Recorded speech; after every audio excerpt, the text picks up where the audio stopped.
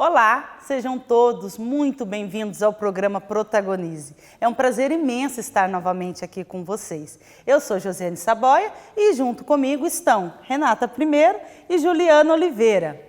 Vocês já perceberam como cada dia mais as pessoas estão sendo vistas como se tivesse uma lente de aumento sobre as atitudes, os comportamentos e os valores? Em casa, no trabalho, na escola, somos convidados a desenvolver habilidades e competências. Mas afinal, o que é competência? Será que a gente já não se perguntou, ou às vezes já ouviu falar, nossa, como aquela pessoa é competente, como aquela funcionária é competente, nossa, que professora competente, mas o que significa isso? Segundo a BNCC, competência é um conjunto de habilidades que a gente consegue articular na nossa vida. Então, quando a gente acha uma pessoa competente, é que a gente considera que ela desenvolve aquele trabalho ou aquela função com muita habilidade e consegue atingir ali as suas metas com eficácia.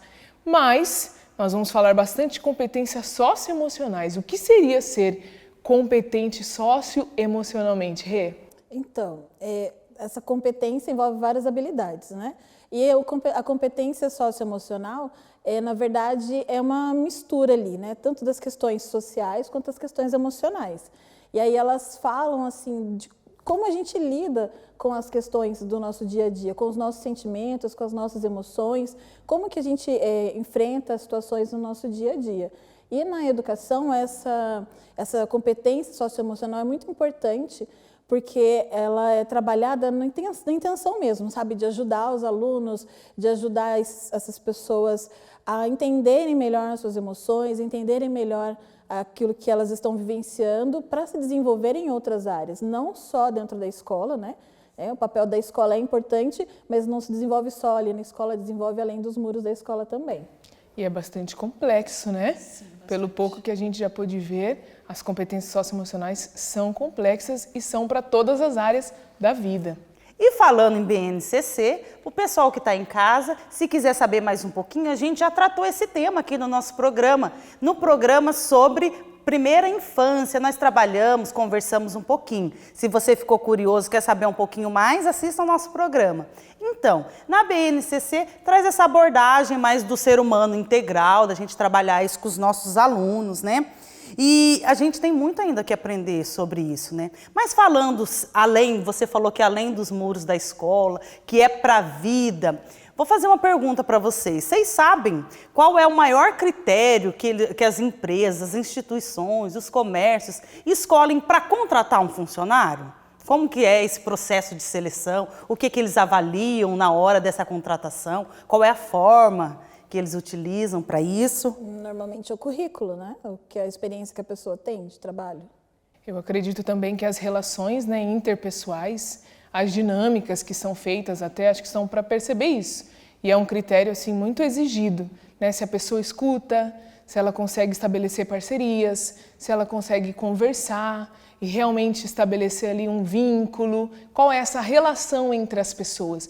E a gente sabe que isso é uma habilidade que a gente precisa trabalhar muito, porque estar com o outro, conversar com as pessoas, entender o lado do outro também, não é uma tarefa fácil. Então eu acredito que as relações interpessoais são aí um critério muito seletivo para as empresas e de modo geral na nossa vida, né? Isso mesmo. A primeira escolha é sempre o currículo. Então eles vão observar quais são as habilidades, os conhecimentos técnicos que aquela pessoa tem. Essa é a primeira seleção. E a partir dessa seleção, que as pessoas são chamadas para fazer a entrevista, para conversar, participar das dinâmicas de grupo, que eles conseguem observar esses outros comportamentos que podem ser desenvolvidos. Então, a princípio, as pessoas são contratadas pelas competências técnicas, que a gente chama de hard skills, né? E depois que ela começa a trabalhar, como que será esse processo? Quais são as possibilidades ou os motivos pelos quais elas são demitidas, na maioria dos casos? Esse contraponto que você trouxe, José, é muito interessante porque na contratação, apesar do olhar técnico, já começa a olhar essa questão humana, né? E durante o processo ali, eu acredito que a adaptabilidade é uma habilidade que hoje pode ser um fator muito crucial, assim, ao pensar em se demitir uma pessoa. Se ela se adapta, se ela está aberta a aprender, se ela consegue realmente mudar de repente, está acostumado com uma rotina, né? A gente vivenciou muito, estamos vivendo isso nesse período, né, de pandemia, que a gente está tendo que mudar as formas muitas vezes de comunicação. Então, a adaptabilidade para mim, eu acredito que seja aí um critério muito importante, assim, para um ponto de decisão, né? Eu concordo, eu acho que essa capacidade de vivenciar uma coisa nova, né, e saber lidar com esse novo. Eu sou um exemplo de pessoa que estou vivendo isso diariamente. Esse programa é uma abertura ao novo, né, pra gente. É uma abertura ao novo, né? E a gente vivencia isso todos os dias. Eu acho que essa capacidade, eu acho que é muito considerada, muito levada em conta na hora de decidir, né? Quem vai permanecer no momento de ter que fazer uma escolha, né?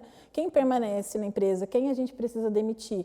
E geralmente as pessoas têm mais dificuldades em lidar com as diferenças, em lidar com as questões que ultrapassam a vontade dela. Essas pessoas, infelizmente, são as primeiras, né?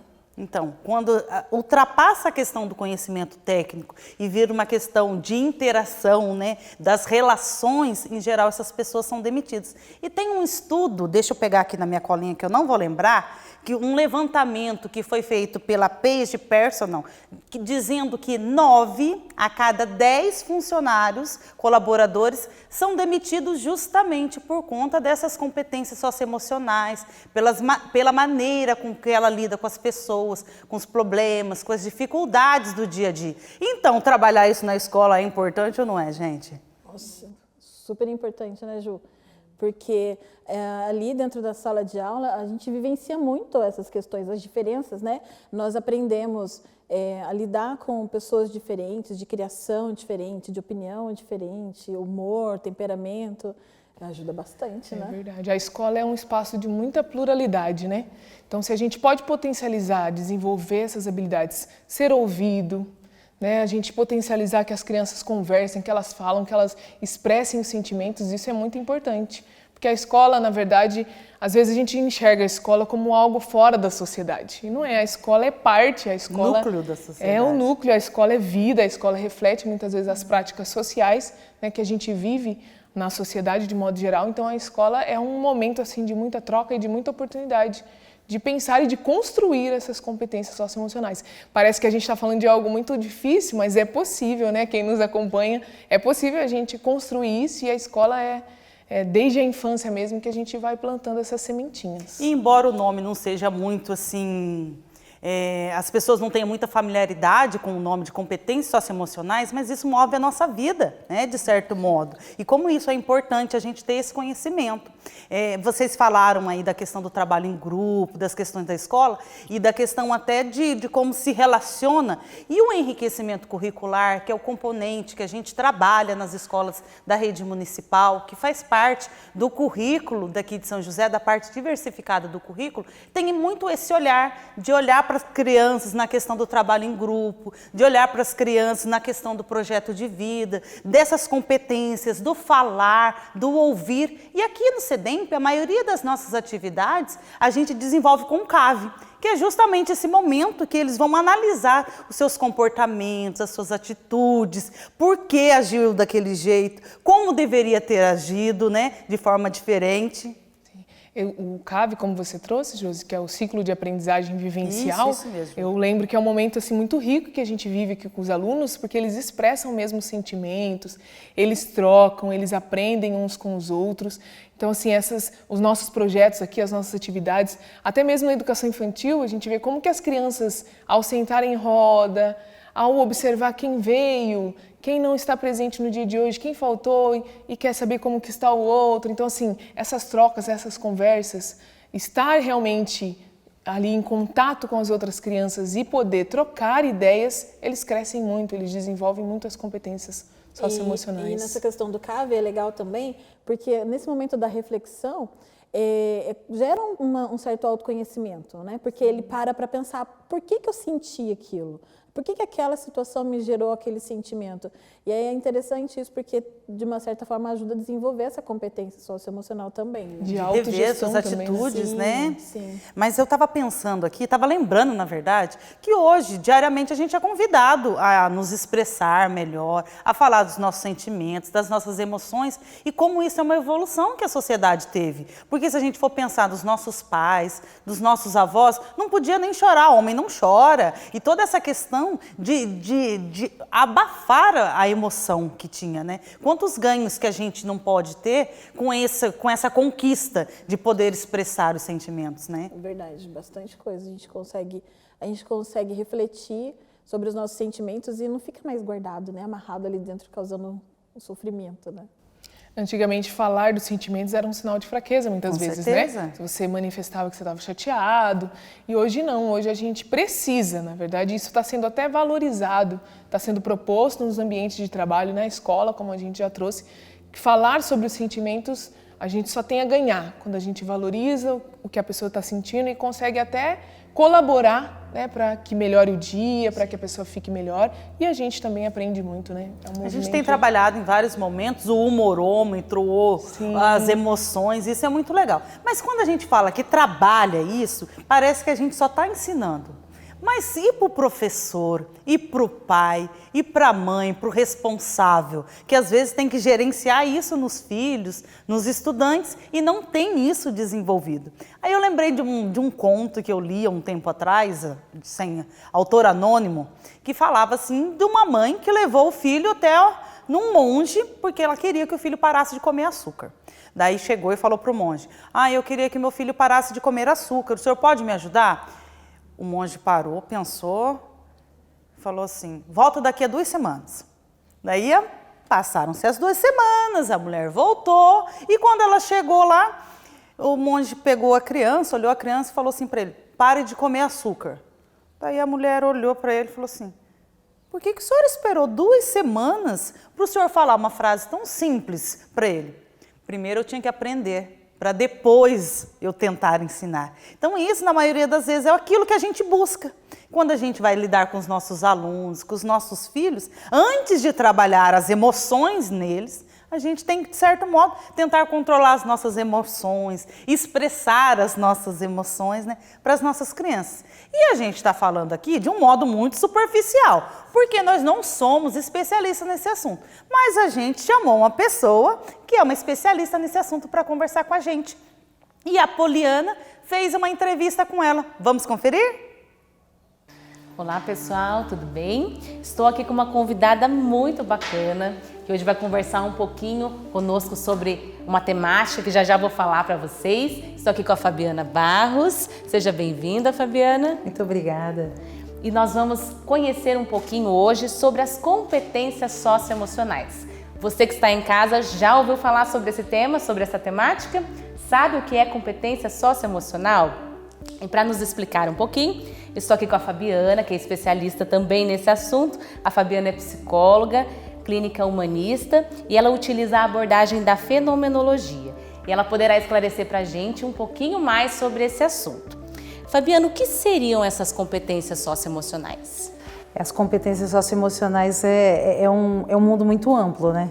E esse mundo amplo, ele vai nos trazendo o quê? A competência humana de poder reagir no mundo da maneira melhor possível e criativa, né? Uma competência que vai trazendo a criatividade, vai trazendo as formas como a criança, a pessoa, o ser humano, ele vai atuando no mundo, né? É como se nós estivéssemos dentro de um palco e esse palco nós vamos estrear. Estrear o quê? As minhas habilidades, enquanto pessoa, enquanto gente, levando em consideração, sobretudo, a nossa subjetividade. Legal.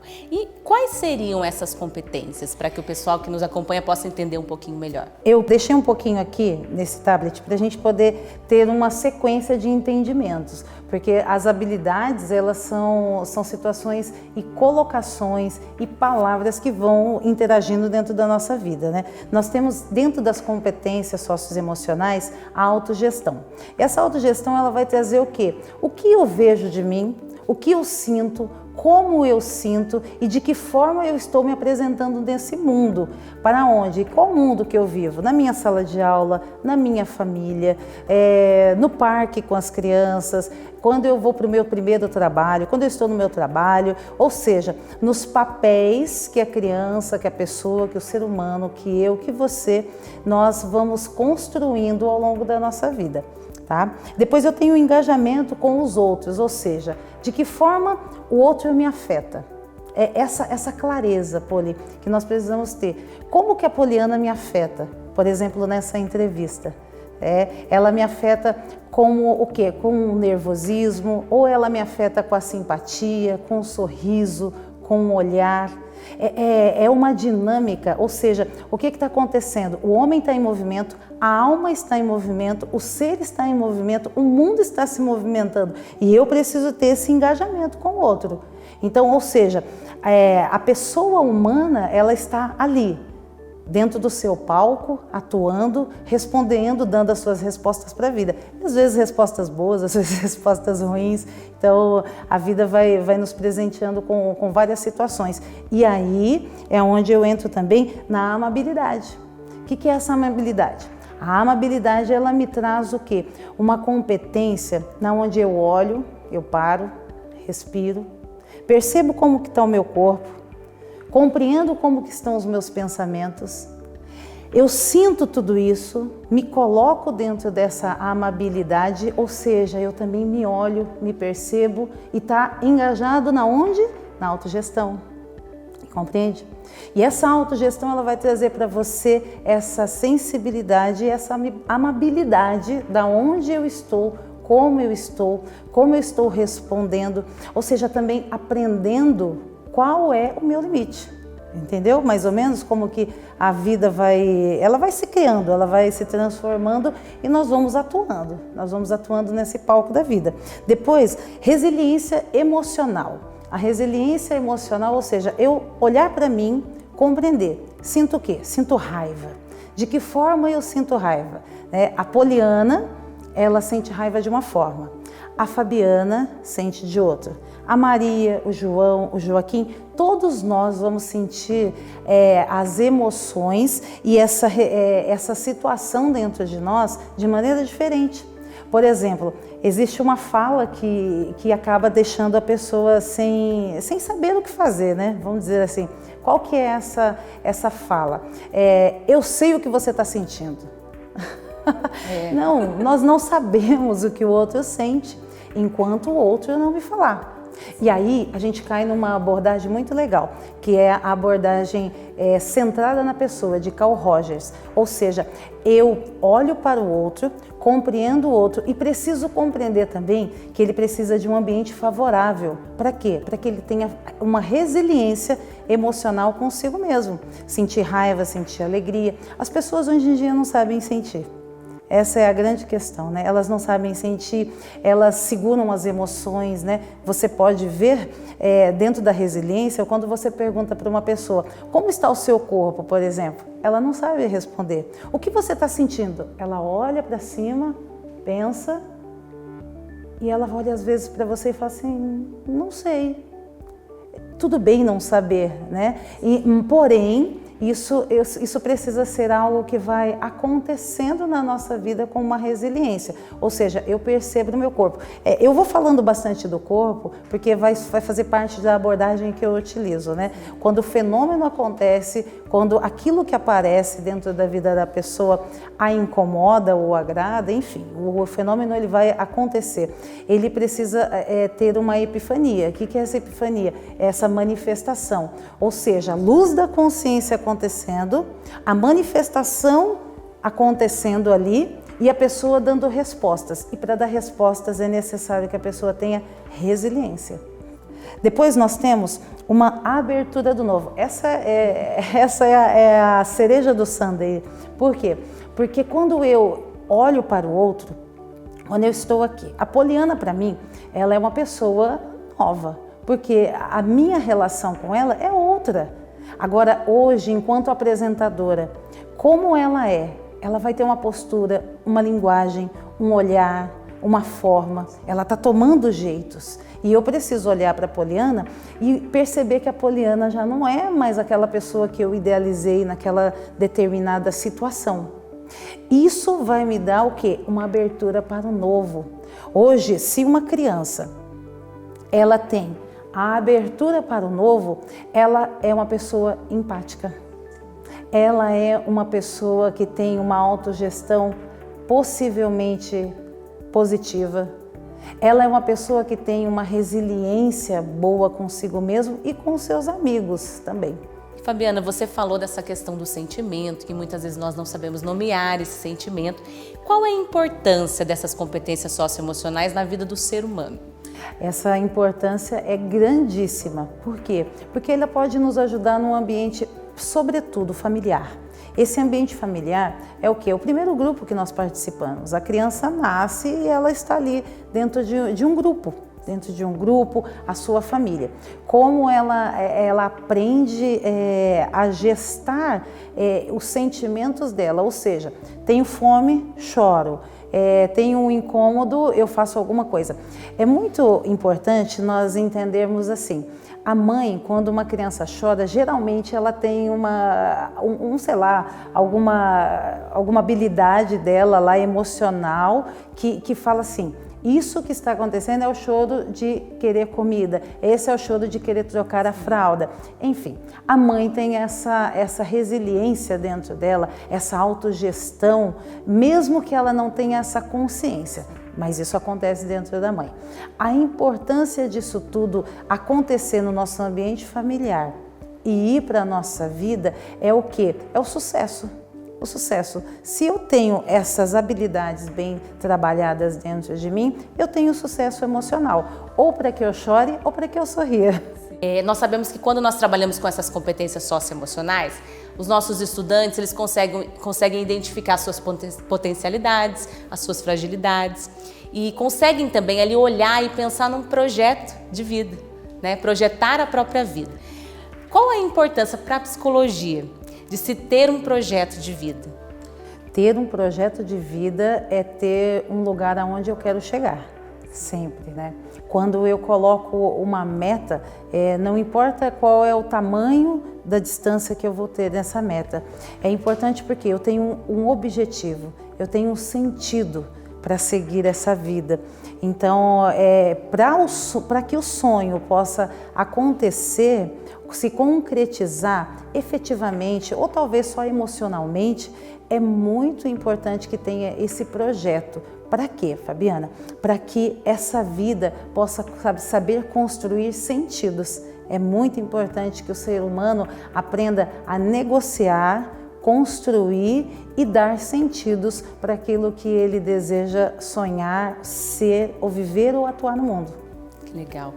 E nós vamos chegando ao fim do nosso bate-papo, né? Tá muito bom.